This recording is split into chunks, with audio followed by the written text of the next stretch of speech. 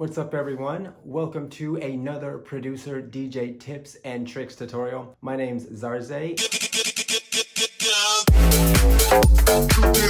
And today we're going to actually talk about taking some sounds into the DJS-1000 and actually making some of your tracks sound a little bit more interesting. Last week what we actually did is we took the DJS-1000 sampler and we connected it to a DAW. You can connect this to any DAW. We actually connected it to Logic Pro X. If you want to take a look at that tutorial, it's in the description and it's also in the link below, and you can go ahead and take a look at that and see how we connected the DJS-1000 sampler to Logic Pro X or any DAW of your choice. So today we're going to go ahead and piggyback off of that and get into a little bit of writer's block, producer's block. We're not going to actually talk about the subject, but I'm actually going to give you some ideas to actually get that producer's block and get that writer's block off of your mind so that you can actually go into creating more and actually sampling a little bit more and just making your track sound a little bit more interesting. So today, what we're going to do is we're actually going to take some samples out of Sylenth and Massive. And if anyone doesn't know what Sylenth and Massive are, all they are sound engines and wavetables for subtractive synthesis just to come up with different types of sounds. So what we're going to do is actually take those sounds and put them into the actual DJS-1000 to make them sound a little bit more interesting. So what we're going to actually do is take those basses from Sylenth and Massive, chop them up a bit into the DJS-1000 sampler, take some of the sounds and also utilize pitch control where we increase and decrease the pitch and then put them back into the DAW to create some better tracks, hyper tracks, and just to make it sound a little bit more edgier and interesting. So without further ado, here we go. All right, everyone, we are back here with the DJS-1000 sampler, and what we're going to do is go ahead and load up some samples that we have actually already created from Massive and from Sylenth in our DAW or in Logic Pro, and we're going to bring them over here. So what we're going to do is we're going to go ahead and click Open, USB, New sampler tut.tpkg, that's where our samples are, and open project. We're going to click OK. It's going to load, and then you will actually see all of our samples that are actually brought here from the keypad. Samples that we have are pretty much for some percussion samples, but we're just going to be focused on the bass samples that we brought in. We're going to turn those up by hitting the volume here.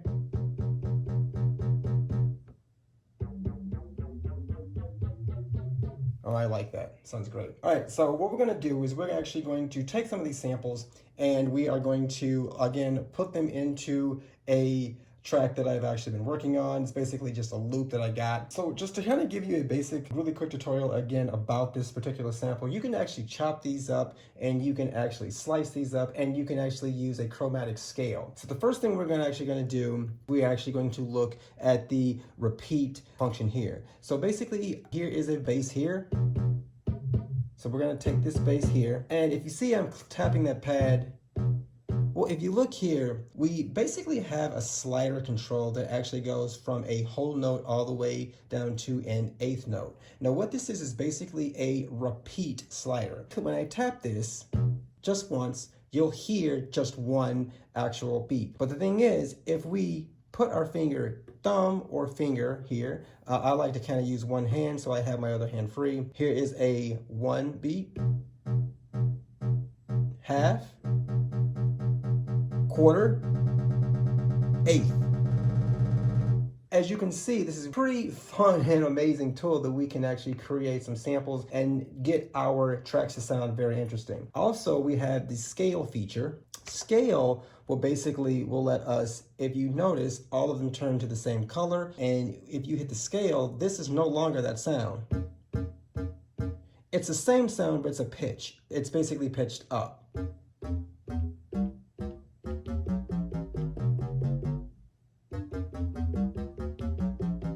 Now, you can also do that in the take scale off. You can also do that in the pitch mode here. So basically I have the mode in pitch. We hit this and all we do is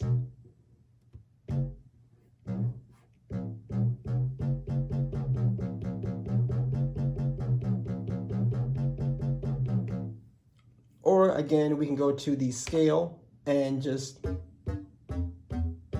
we can do both.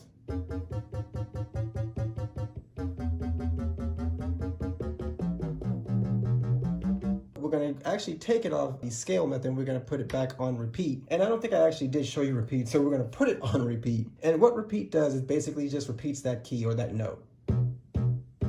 So if you notice, I'm just tapping there. We're going to go ahead and I'm just going to tap by hitting a 1/2, quarter, or 1/8 note. You can use one hand or you can use two hands. I actually just use the one, so my other hand is free when I can DJ. So here is a whole,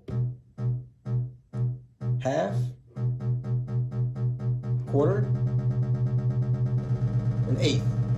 So what I'm going to do is I'm going to go ahead and play the loop that I created in Logic Pro, and we're going to make some things sound a little bit interesting. And we got to hit record, and let's just have some fun.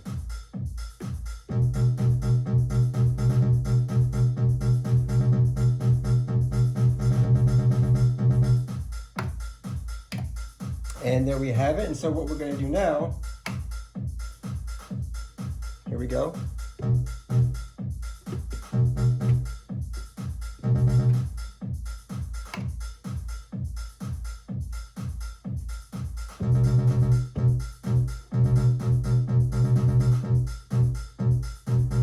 And now we're actually going to play with the pitch a little bit.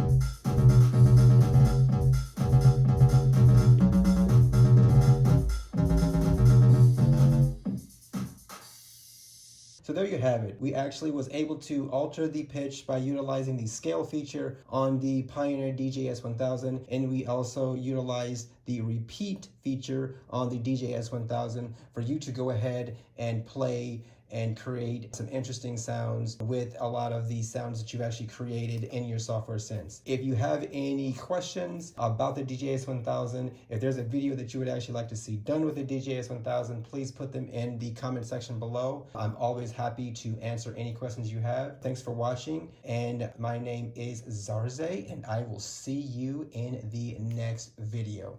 Have yourself a great rest of the day. Stay safe.